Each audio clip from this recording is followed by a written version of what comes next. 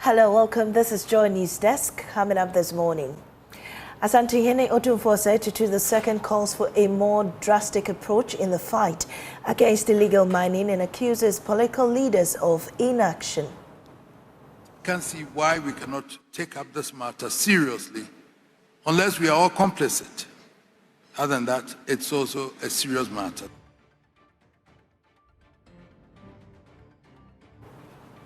We are more on this as Acting Chief Justice Paul Bafo-Boni wants the media and the judicial service to be allowed to play their essential roles without hindrance. There's a deeper wound, a failure of collective responsibility. Also in the bulletin, we go to Ewoyaa in the central region where for 2 years, farmers cannot expand their farms and families trapped in unfinished homes due to Parliament's delay in ratifying Ghana's first lithium mining project. Here we are putting ratification and lithium for because young there. So we ratify the lithium for now. Wababua Ewoyaa mine and yes, try a bind there. Omoma diara na ombre lithium from and I hear we are mine. Yes, Rabem. Well, we're more in our latest series, Hope on Pause, the Lithium Promise. And also in Parliament, Parliament is ready to vet Chief Justice nominee Paul Bafo-Boni in a few minutes or in the hour, despite a back and forth from both sides of the House, with Speaker Alban Bagbin overruling the minority's objection, citing a pending court case. We will not support a report, that business committee report, that has an aspect that says that there's going to be vetting. He should take that off. He should withdraw that bit. These plus some business updates with me, Mamiesi Nyameche Thompson. We'll be right back.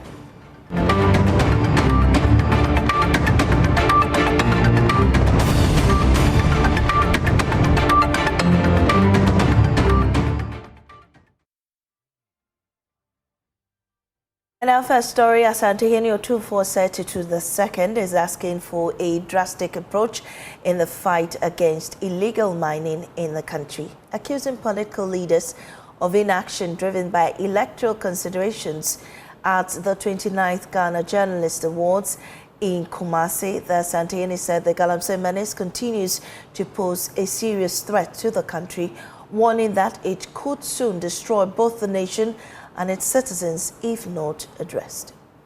Say, for example, is an issue that is so dear to everybody's heart.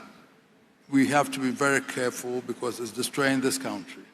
It's becoming more of like a mafia situation where if we are not very careful, it's going to engulf all of us. And therefore, we have to take this issue very, very seriously. We joke about it, or we think it's not serious, but it is. And I was asking how many people would vote for a party or a government why we don't want to take a firm decision on these people. I've asked myself. Because it's politics, it's because of votes, nothing else. I can't see why we cannot take up this matter seriously unless we are all complicit. Other than that, it's also a serious matter. So I was listening to the president, and I feel that more must be done to stop this. Maybe it's not happening where you are, but Amansi and others in my domain, it's happening there.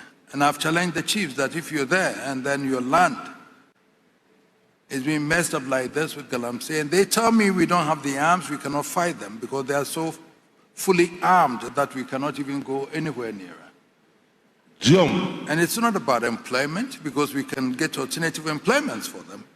It's about a decisive decision, leadership to be able to take this matter up. However, we can. My forefathers mined gold years ago, 400 years ago. All my gold that were bequeathed to us are still there. They were not Galamsey mining.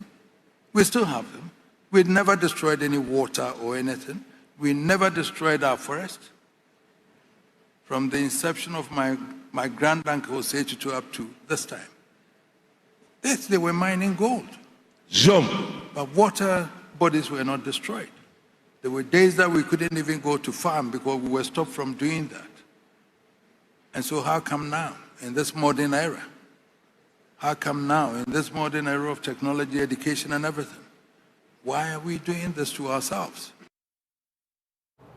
Also, the event was Acting Chief Justice Paul Bafoboni, who wants institutions like the media and the judicial service to be allowed to play essential roles without hindrance. Justice Bafoboni laments that Ghanaian rivers no longer smile as communities are being displaced. Your Majesty, peace, security, and the fight against Galamsey are not separate stories, but threads of one national fabric. When one is torn, the others unravel. A polluted river is not merely an environmental concern. It is a quiet threat to peace itself. For where hunger flows, conflict often follows. And when our forests fall silent and our farmlands sink beneath the mud and mercury, we lose more than trees and crops. We lose our very livelihoods, our dignity, and the promise of tomorrow. This is why the fight against Galamsey is not simply an environmental campaign. It is a moral struggle for the soul of our nation, a struggle between short-term good and long-term survival. Dr. Kwame Nkrumah once seen the truth that the gold we dig so recklessly from the belly of the earth will yet bury our children's tomorrow. Our rivers no longer smile.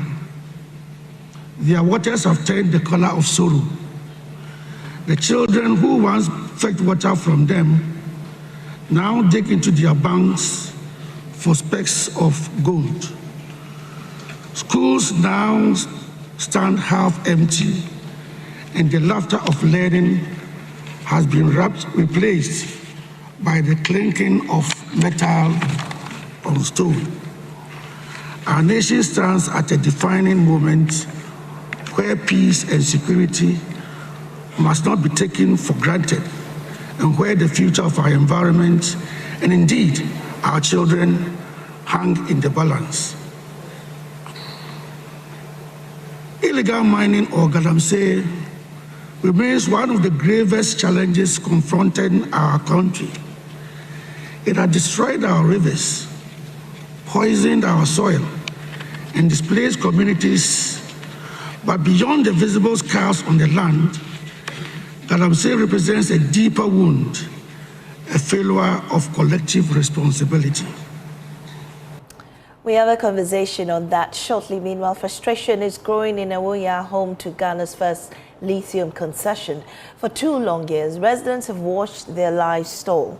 Farmers cannot cultivate new lands, families cannot build homes, and resettlement plans remain on hold, all because Parliament is yet to ratify the Ewoyaa Lithium mining project. Emmanuel Jiveni reports in the first episode of our new series, Hope on Pause, the Lithium Promise. Lithium for no, Ebeka say, Yenja Ejumana Yeno. They say, you cause Yejumana, our minds no Bayeno, Ebeha Yeno, just because I'm a tree for her.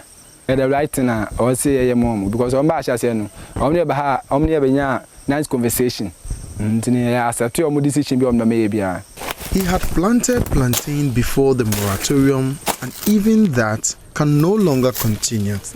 Like many, he too lost his job when the company reduced operations following the delay in parliamentary ratification. For 2 years, na me one point na me do e no ada ho.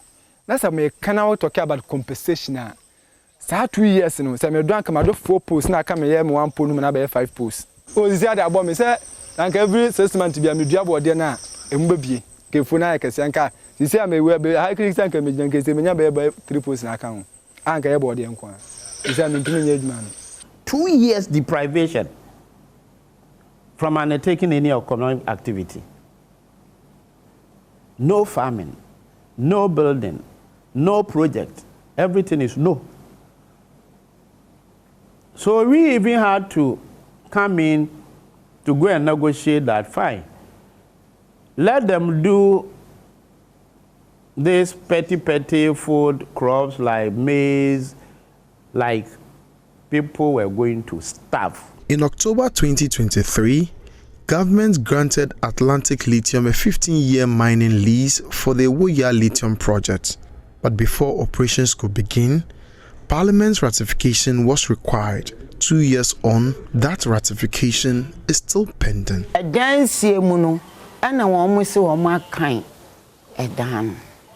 So I'm back down Ukraine, I'm back kind Equadian. Timo, my nunya dear, a high and say, a buying sign, Nanka be also or Muyabia or Munyamai. Here we are fully ratification, and you lithium for because young one there. So I ratify I don't lithium for now.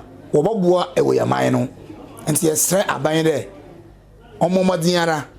Na ombre lithium from and I hear we are mine, yes, Rabem. No one electrify, I don't know, one for more, yes, Rabbi. During this delay, a moratorium was imposed, freezing all building and farming within the mining concession. It has left residents like Richard and Kwabena stranded, compensations unpaid, and resettlement plans stalled. But no company will invest into such a venture when the government itself is not helping by way of what? Giving ratification to it. So when I told them, they understood it, and they saw that it is not the fault of the company. At the time the lease was signed, the global price for lithium was about $3,000 per ton. Today, it has fallen sharply to around $850 per ton, raising concerns about the project's economic viability. In the lead-up to the 2024 elections, President John Dramani Mahama, speaking at a meeting with the Central Regional House of Chiefs, stressed the urgency of rectifying the Ewoyaa Lithium project before it risks becoming a stranded asset. Right now, lithium is the favored choice for batteries for electric vehicles. But if we don't mine it quickly, otherwise, if time passes by, we have what we call stranded assets. You have an asset, but it's stranded. There's no longer any need for it. And so I think that is something, this is a national cause. If that revenue comes, it's going to come to help the whole nation. With the collapse in the world market price of lithium, there is now consensus. The initial terms of the lease would have to be revised to keep the project viable. In July this year, the Lands and Natural Resources Minister Emmanuel Amakofibua told Parliament he has received Cabinet approval to submit revised terms to Parliament for ratification. The Ministry has notified Cabinet of the company's request, and Cabinet has granted me the approval to present new terms to be considered in a new memo with revised proposal for the consideration of Cabinet and to Parliament thereafter to save the project. We will not forgive them if they defer it again. 2 years of silence, 2 years of waiting. The people of Ewoyaa and the 7 other host communities wait for Parliament's decision, believing it could turn their stalled dreams into reality.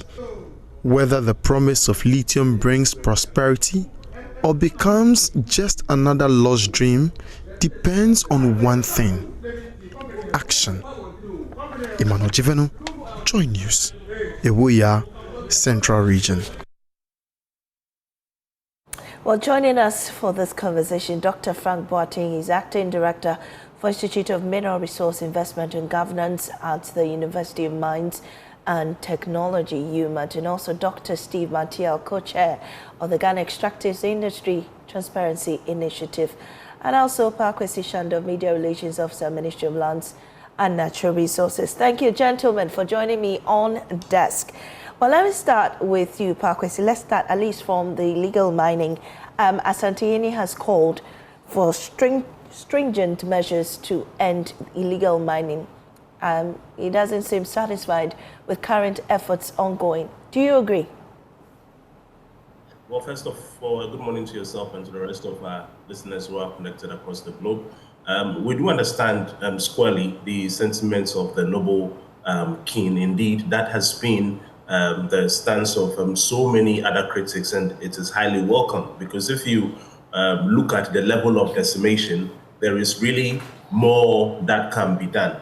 My only point of departure, if I am allowed to construct it that way, is the fact that, as we have often indicated, the fight against illegal mining, like the sector minister himself has repeatedly reiterated, is a marathon and not a sprint. And so in as much as the expectations are valid, we should also be conscious of the timelines. Mami, see, the devastation that all of us are angry about did not begin today. Indeed, it is one that has particularly deepened over the last 8 years. The current government, as of now, like we've always been saying, now we are in November, so it's only 11 months in office. Therefore, it cannot have, it has not had the opportunity to implement the full raft of its policies and intervention within this 11 months. However, we are taking steps, gradually at every turn of the screw to transform the circumstances. So yes, perhaps we can say that the results are not satisfactory, but what had been devastated over an 8-year period cannot be immediately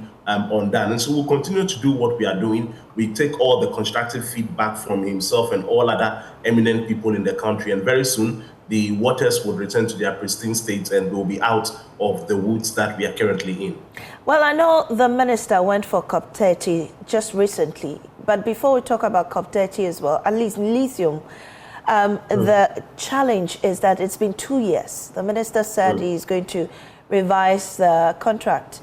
What's become of it currently? What's the state in which it is now? So in the earlier excerpts that you played, indeed, on that particular day, I was with the minister in Parliament when he made that submission that cabinet is discussing the matter. And so that is where it is now.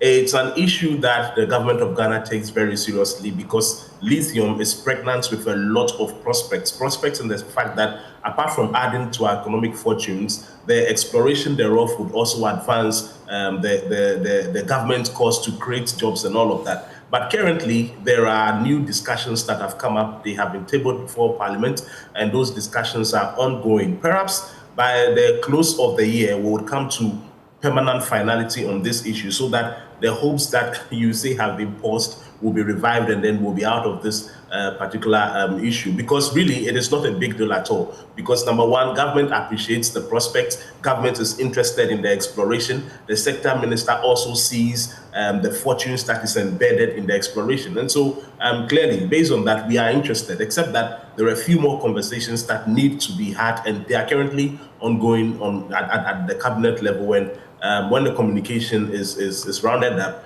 we will convey it accordingly. Well, the minister was also at COP30. Were you there as well? What were the agreements that were, reached over there? Well, I am still here in Belém, here in Brazil. And so the minister actively participated in the pre-COP summit. That is the dispensation of the conference that is reserved for heads of state. And so he represented the president of the republic over there. Today is when COP generally starts. So what happened, the pre-COP was exclusive to the heads of state. Now, the argument for Ghana, or the argument that the minister tabled on behalf of the country, is basically simple: a call for partnership. For example, we are talking about lithium exploration. It has everything to do with energy, and we can also extend it to our quest to ensure that our climate situation here is better. If you are going to explore lithium, for example, and indeed all the other minerals we have in the country and every other environmental issue, though you may have the resources, like the sector minister indicated when he spoke to world leaders, you also need partnership. You need technical expertise. You need resources outside your jurisdiction to advance it. So that was the call from the sector minister, that Ghana and the entirety of the African continent is open to renewed partnership. That call was well received, and so by the end of the COP, which would be somewhere, getting to the latter part of November, we are sure that we'll get the results that we are looking for, because the proposition has been thrown to the world. We'll receive their feedback and then we'll communicate that accordingly. Well, I'll come to you, Pakwesi, shortly. Let me speak to Dr. Mantiao. Doc, looking at the circumstances that we find ourselves, it's been 2 years since this lithium agreement was signed. Currently, we understand there's some review going on. But in the meantime as well, the prices of lithium is dropping on the world market, considerably, putting us at a very unsafe position, for want of a better expression.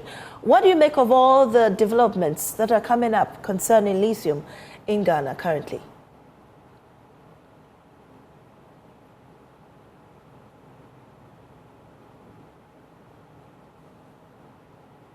Oh, unfortunately, we do not have. Dr. Steve Mantiao, I was hoping he would. Well, let's go to Dr. Frank Boateng, Acting Director for Institute of Mineral Resource and Investment and Governance at Ewoyaa. My question, the same to you. What do you make of the circumstances currently? It's been 2 years and no ratification yet. No ton of lithium has been mined yet. The prices of lithium keep dropping. What do you make of where we are as a country? Thank you very much, Mamiesi. I think it's a loss to the people of Ghana, if you want me to put it, that way. I mean, the video you played, the current president made a point that if you do not mine, it becomes a glut, and nobody, benefits from that.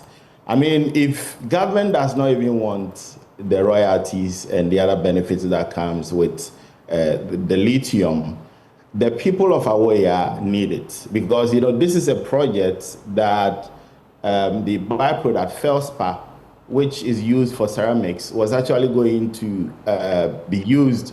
Maybe the factory was going to be built, for ceramics, which is one big thing, because we've been talking about industrialization as a country. So this was a big thing for Ghana and the people, of Ewoyaa. So I think it's a big loss. 2 years revenue gone. If you look at the position of the investor, it's also, 2 years of no hope. And shareholders, do not even know what to do, now. And this is also not good for Ghana as a country. Because we are known as, an investor-friendly country. And when you talk about mining, on the sub-Saharan continent, Ghana is one country that stands out. So how is the investor community going to see us, going forward? Are we going to be always have ratification issues when we need government to do, the simple and the basic thing for us to move forward? So Dr. Boateng, at least Pakwesi is telling us that the minister says by the end of this year, something concrete would have been reached. Is that fast enough to get the hopes of the investors, still on our lithium mine? Yeah, I think it's better late, than never. But then I was expecting that with the 2024 pronouncement, this would have been one of the priority for first quarter, for the government of Ghana, But as I have indicated, it's better late, than never. So we want to look, up to see what will happen by the end of the year. But we please want this project. It's very crucial for this country. For us as the university, we are training engineers, and we want spots and places for them to work. So we need this. We need the project. How much do you see us losing if this doesn't come upstream quite fast enough? No, we're losing a lot. If you look at royalties alone, we're looking at up to about 10%. We are looking at 13%. Free carried interest is gone. Government of Ghana through Mineral Income Investment Fund, has also put direct investment. Our shareholdings is about 6%. So it's big. It's big, and we don't need to sit on this just because we can't, ratify this project and get it going. What is holding us? Interesting views there. Well, let me speak to Dr. Steve Manthiel now. He's co-chair of the Ghana Extractive Industry Transparency Initiative. Dr. Manthiel, we are learning we're still not where we are for lithium mining. The agreement has stalled. Parliament yet to ratify. What do you make of the current developments? You know, farmers cannot farm. People cannot just live their lives in Ewoyaa. What's going on? Do you have any idea? Well, the whole discussion around the discovery of lithium in large quantities in Ewoyaa was characterized by sentimentalism and not by data and science, as a result of which the whole process of ratification stalled. I must say that we are a country that is overly obsessed with rent, but there is much more value to derive from a resource than just the taxes and the royalties. If you look at the typical spend of a mining company, you find that the biggest chunk of their expenditure is in local procurement. And it is one way by which we are able to integrate a mine, the extraction of a resource, into the rest of the economy. There are also other derivatives which can also help forge some industrialization that can absorb the excess labor that cannot find employment within the community. And so by delaying and focusing exclusively on the fiscal terms, and even that, let me put it on record that the fiscal terms negotiated for the Atlantic Lithium is one of the best we've ever had in this country. Of course, there were times when we had 100% ownership of our mines. These are the days of the the State Gold Mining Corporation. But this country mined gold and posted losses. And it is the reason we have had to privatize all our mines. And now we are getting something. Even if it is not what we desire, we are not posting losses, we are getting some revenues. Going forward, I think we need to be able to have a different strategy for increasing our take in our own mines. And the strategy for me will be to acquire equity. So you invest in the mine.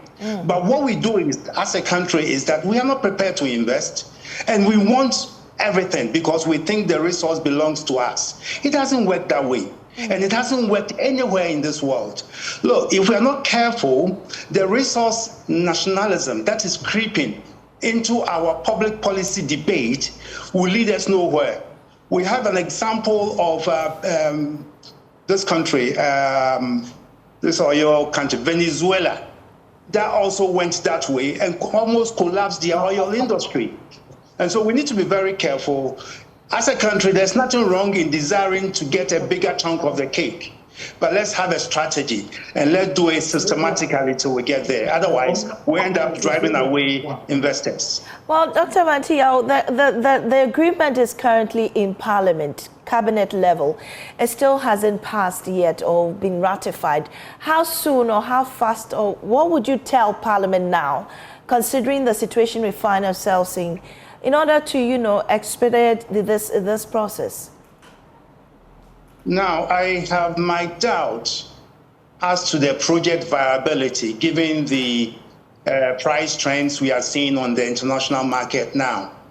And so, well, there must be a review of the fiscal terms in light of the declining global prices. Let's also recognize as a country that new alternatives to lithium are being discovered by the day. Magnesium, sodium ion, and the rest are all being discovered as alternatives to lithium. And so the earlier the Parliament looks into this matter and ratifies it, the better it will be for us, at least so we don't end up with a stranded asset. Right. Thank you so much, Dr. Steve Manthiel. Well, Shandov, I come back to you. These are the conversations that we're having. So I bet you'll have to tell your minister to be, you know, quickly ensure that this thing passes. But at COP30, I want to come back to you and find out from you. What has the minister been saying with regards to illegal mining?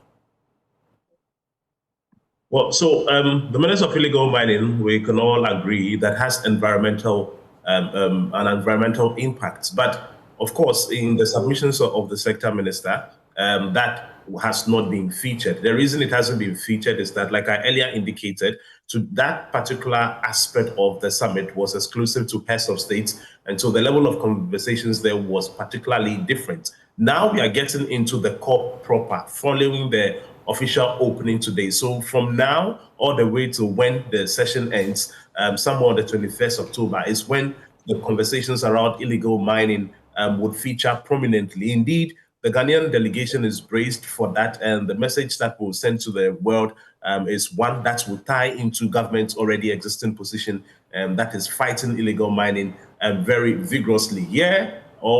Okay, I'm here. So let me say, in Ghana, yes, we all agree that it's an existential threat. Dr. Mantel, for example, a few weeks ago at the Minerals and Minings Convention, did express his reservations about how that illegal mining is taking away the chunk of productive mineral value. So everybody is aligned. We all agree it's a threat. So we'll continue to conversate on that, even on the global level here at COP30.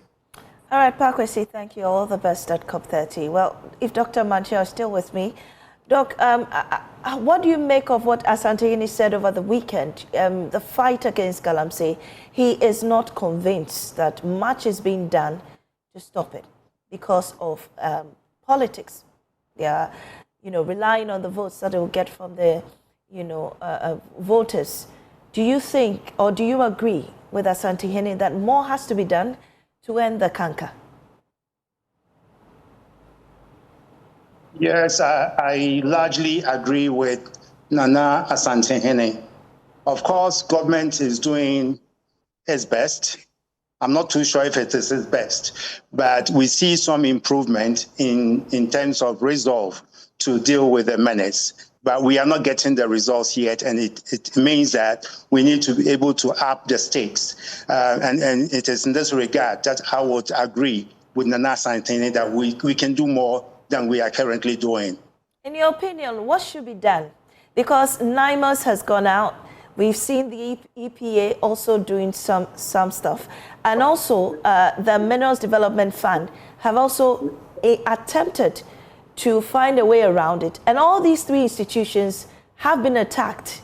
What else can government do to ensure that this canker is kept? I don't think the signal we are sending out there is ruthless enough. It's not deterrent enough. And that is why we keep having these illegal miners boldly attacking law enforcers. And again, we hear about, arrest, but we are yet to hear about convictions. I think when the convictions start coming in and we find out how severe they are, that will be the right message that will at least achieve some deterrent. For now, we have nothing on the table to deter the miners, and that is why they are brazenly bold in attacking the law enforcers. We have heard earlier of issues about declaring a state of emergency, at least to get a level playing ground for things to start working out.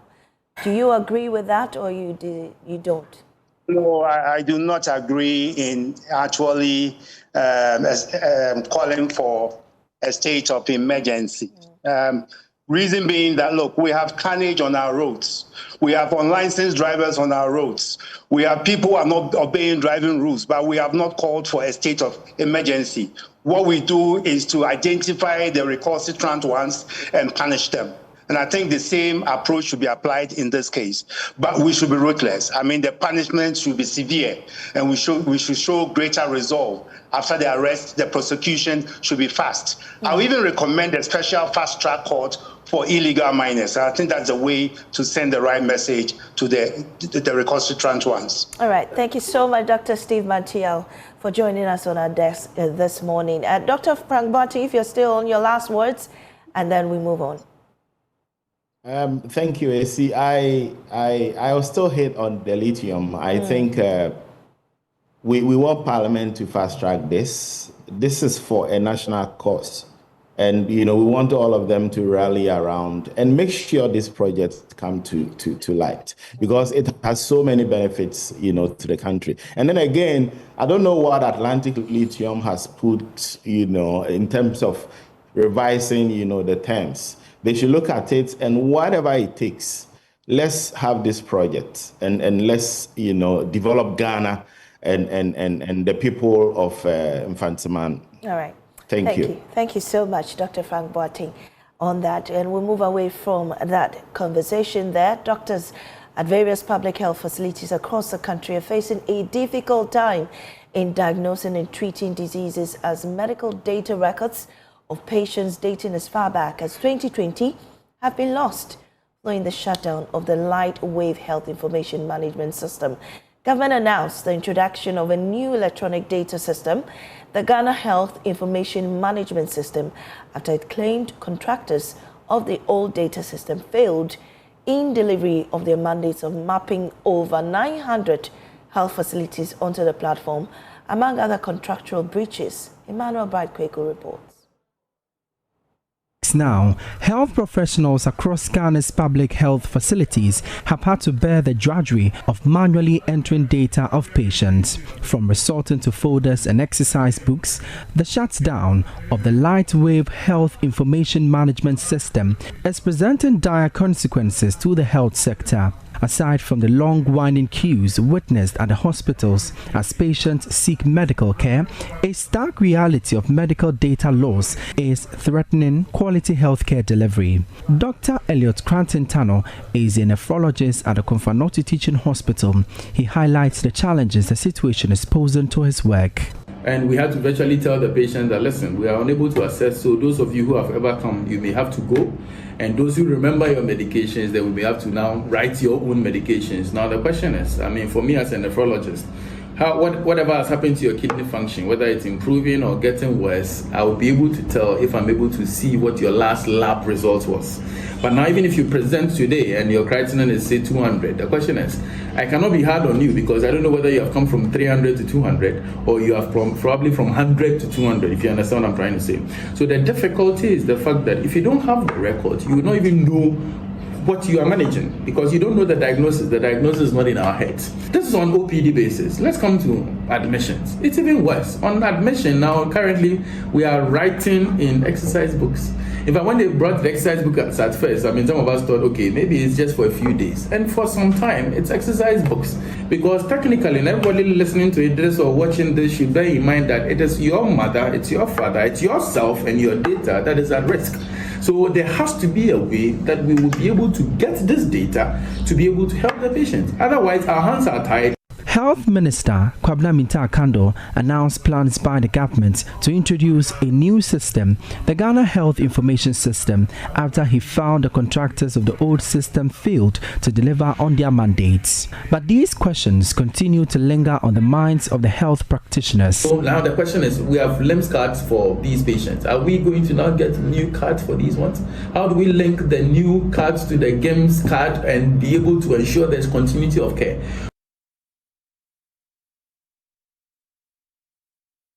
We'll get more reactions from the Ministry of Health, but right now, Chief Justice nominee Paul Bafoboni will face scrutiny from lawmakers later this morning after Speaker Alban Babin overruled the minority's objection to his vetting on Friday. Minority Leader Alexander Ofenyomakin argued that the vetting should be halted due to pending a case in court. Well, let's speak to Minorities Echo Vincent Asefa, who is also a lawyer on this. We're grateful for your time on our desk. Why are you against the Chief Justice nominee being vetted at this time?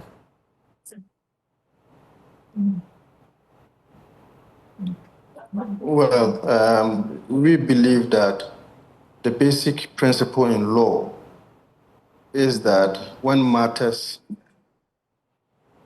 are before the court, you normally allow the court to rule on them, to adjudicate on them, to bring some amount of finality to it before you can do anything about it. Put differently, the issue of the Chief Justice is sub judice. And for that matter, we believe that Parliament, as the makers of law, should be able to make sure that there is a court ruling on same before Parliament could do anything.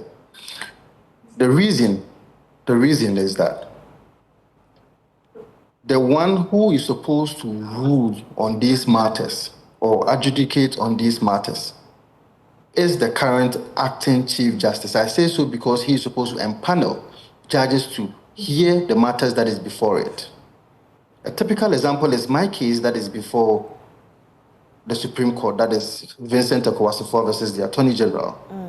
And in that case, for about 3-4 months, the Supreme Court allowed the AGs not to file response to our claims in court. Put differently, the AG reluctantly failed to file responses to our claims before the Supreme Court, only for them, just last week, to have filed a process in court asking for leave for an extension of time. What that means is that, one, the AG was not interested in bringing some amount of conclusion to the matter that is before it. Two, the Supreme Court also granting that leave presupposes to me that they are also not interested in bringing some amount of finality to the matters. When this happens, Parliament will go ahead to vet the Chief Justice, and he finally becomes a Chief Justice. Now, in the event that someday the matters that are before the Supreme Court is finally heard, and if I am successful, and for that matter, the Chief Justice, that's the former Chief Justice's removal, it's said that the removal was illegal, and for that matter, the Chief Justice will have to be installed back. It means that we have to remove the current Chief Justice. And you know that the removal of a Chief Justice will have to go through the same Article 146 of the 1992 Constitution. The argument then will be, does the current circumstance fall under the tenets or the requirement of as to how a Chief Justice will have to be removed? The big answer is no. That will mean that we have been estopped, or the former Chief Justice has been estopped from defending herself as far as her rights are concerned. It is on that basis that we are saying that they should allow the matter to be concluded. In any case, he is the acting Chief Justice. He can still go ahead to be an acting Chief Justice. But if that's the case, then that means that anybody at all can stop the flow of proceedings in Parliament because they have an issue in court. But we'll come back to this conversation again. Let's get a feel of the mood in Parliament, and joining me is James Aveji, who is currently in Parliament and now. James, is a stage set for the vetting of the Chief Justice nominee?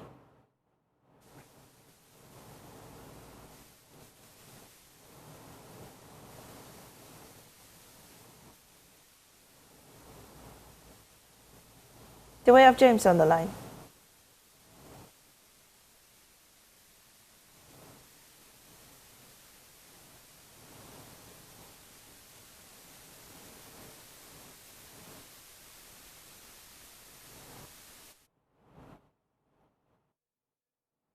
So we are in Parliament to get the update of what's happening there now. James Aveji is there for us. We're trying to establish the phone lines to get him back to give us an update of what's going on.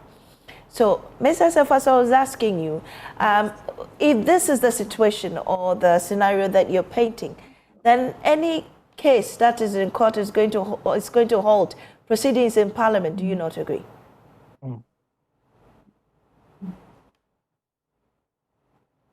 Absolutely not. I say so because the Supreme Court had 4 months.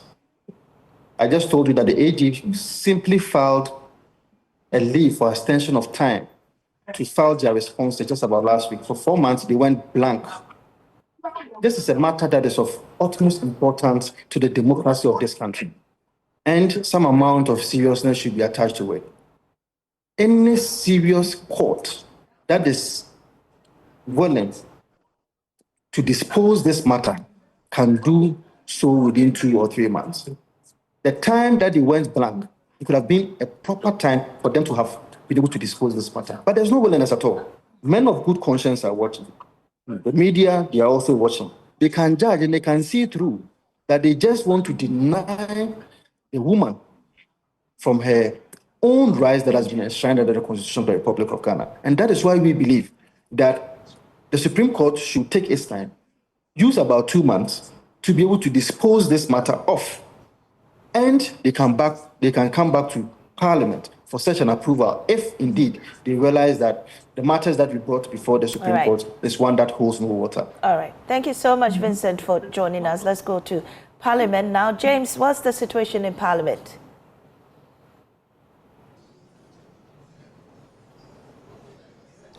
Well, Mami, all is said here in the committee rooms 1 and 2 of the Parliament of Ghana ahead of the vetting of the Supreme Court. The Chief Justice nominee, Justice Paul Bafoboni, in some few hours to come. I can tell you that a number of his colleagues from the Supreme Court are already seated. I just scanned through them. I saw Justice Senyo Jamepe, I saw Justice Amadou Tanko, as well as the Justice Scott Gabriel Poaman, also seated amongst the other justices of the bench, waiting for the committee to begin its work. I must say that I haven't seen the nominee himself yet, but the procedure has always been that all of the members of the Parliament Appointment Committee would have been seated before the nominee would be ushered in, and so we are waiting for that moment as well. I'll be going back there to pick some views from the justices that are in here to support their colleague nominee as part of the vetting process. But just a bit of background to this. Some would describe the nominee as one that is caught up in the midst of history as well as controversy. History because he is going to be the first Chief Justice to take over from a Chief Justice that has been dismissed by the President through the Article 146 Committee, which has never happened in the history of this country. And so he's the first nominee to be vetted to take over from Justice Gertrude Tokonu, who has been taken through that Article 146 Committee work. Others say he's caught up in controversy because of the minorities back and forth about this issue. As we know, 2 cases are pending in court, one at the Supreme Court, the other at the ECOWAS Court, where Justice Tokonu is challenging the validity of the entire process and her removal from office. That is the basis of the minorities' argument in the last few days, trying to halt the process. It is yet unclear whether the minority will be taking part in this process. I'm yet to see any member of the minority on the committee. I'm yet to see any of them. But if you cast your mind back some 2-3 weeks ago, the minority leader Alexander Panyumaki on PM Express indicated to us that they will partake in the process, but that will not prevent them from registering their disappointment or displeasure about the whole process, which we saw in Parliament, on the floor of Parliament on Friday when he moved that motion. And the Speaker himself, Alban Bagbin, wherever he was, had to come in to deliver that ruling on the matter. But I've seen a number of the majority MPs in here. Let me kindly speak to the Deputy Majority Whip, who is also MP for Adan constituency. Honorable Doyo Gansa is here. Honorable, thanks for your time. I've seen a number of your members on the majority ready to begin the day's exercise. First of all, tell me, how prepared are you for today? We are more than prepared for the day. You can see I came here around 7:30 a.m. just to make sure that things are done orderly. And I know today it will be a victory for democracy. Do we have any indication, you are a whip to the majority, do we have any indication whether your counterpart on the minority will be partaking in the process? They didn't communicate to us that they are not coming, so we are expecting them to come. If they come, fine. They don't come too, we will form a quorum and start the process. If you say you form a quorum, how many members do you need to form a quorum on the committee, and how many are you on the majority side? The majority side, no, I don't have the number, exact figure. But if all the majority members should appear here, would that constitute a quorum? Yes, we will constitute a quorum. Okay. Yeah. What are your personal expectations from the nominee today?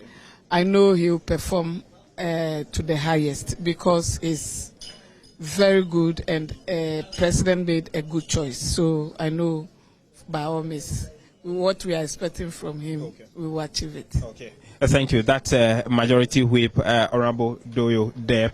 Let me try and see if I can get a word or two from some of the justices who are already here waiting for the processes to begin. But let me please speak to Justice Jamape. I just wanted to know. Justice, okay. Justice will not speak to me. The former Attorney General is here. Honorable, thank you for your time and welcome. What are your expectations ahead of the vetting process? Well, my expectations are that it will start on time or not far from the time that has been set for the commencement of the vetting.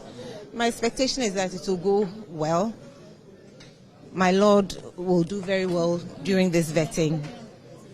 The normal thing after that, it will be approved and he'll be sworn in. I don't expect anything different. There's been quite a number of controversies surrounding this politically, especially from the minority who are against the... I'm not aware of any controversy surrounding his nomination. Thank you. Former Attorney General Maretta Brew appear there speaking to us. And so, Mami, if you can hear me, that is the situation. All is set now. What we're waiting for is for the members of the appointment committee to come in, and then the process would begin. Right. Thank you so much, James Aveji, giving us updates from Parliament. Definitely, our cameras are there. We'll be rolling live at 11 when the vetting of the Chief Justice nominee is expected to start. And we'll definitely bring you live updates from there. But joining me currently in studio is Tony Goodman, his spokesperson for the Health Ministry, and giving us an update on what's happening currently with the record-keeping situation in hospitals. Tony, welcome to News Desk. As you saw earlier on, our reporters are on ground at the hospitals. Patient records getting missing because of this, interplay between Lightwave and then government record keeping. What's the current situation as we speak? Thank you very much, and good morning to our viewers. As you may be aware, we're currently rolling out the new system, which is the Ghana Health Information Management System, GIMS. Some pilots has gone on last week. We've seen some hospitals currently rolling on that platform. This week, we have begun a major training in all the hospitals across the country. Tamale took it 10, I think, Friday, Saturday, and then I'm sure they also, Ridge currently undergoing training. Kolebu this week, we're expecting Kolebu to also roll onto the new system. So I can tell you that the progress of work is encouraging, and that is what we want to do as quickly as possible to forestall these records issues we have in our hospitals. The records that are lost, have they been retrieved or they're lost? No, during the process, we struggled to get the records from the other vendor, but we were unable to get. So what we did is to reconstruct what we can. And as I speak to you, we have constructed a lot of them. Try as much as possible to gather the data that we can gather. It's the main reason why we have this current system.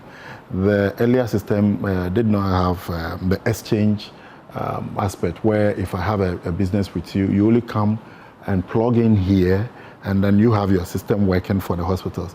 As and when we think that our relationship goes, you move on, and then government still has a data. That did not actually go on or did not happen. That is why we have this situation. Going forward, we are trying to resolve that with a new system. We've learned a lot of lessons going forward, and then this system will remedy what was actually done. So it's a problem, but we need to deal with it. So the issue with Lightwave, what has become, because they've raised concerns. The minister said they weren't managing the process well, but they have, contradicted or denied that statement with the minister, that the minister said. The issue about the exchange, we understand from at least the communications minister saying that NITA is going to take over the management of the system. Has that begun yet? Where do you stand also with Lightwave as we speak? For us, what is important is to have a proper system running. So we are currently dealing with that. When it comes to the nitty-gritties of the contract, whether somebody performed, somebody did not perform, you know the forum to go and deal with that. Our mandate is clearly to take care of the people. We are talking about data we don't have. It means that our relationship didn't work well, so government doesn't have data as we speak. So how do we deal with that going forward? We are dealing with it. If there are other issues regarding how the contract was actually run, other state institutions will deal with it. The other question, which has to do with NITA managing the exchange, I can tell you that currently we have NITA officers going around the country doing some auditing of the servers that we have. And the information we are getting is that, yes, NITA is doing that just to take up all the other system and run, because NITA is a national. How fast will this be completed so that doesn't disrupt, records, people risk being misdiagnosed and whatnot because, doctors aren't able to reach their files?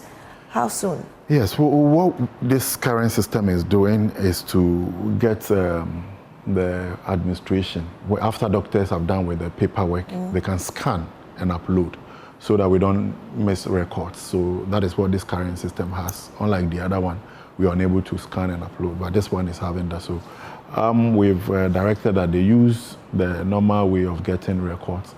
Immediately the system is fully operational, we'll just upload them onto the. All right, Tony, thank you very much for that update. And Tony Goodland, a spokesperson for the Health Ministry. And that's all we have by way of desk here with me, Mami Nyamiche Thompson. But don't go away. We'll be taking live excerpts from the vetting of the Chief Justice nominee Paul Bafo-Boni. Don't go away.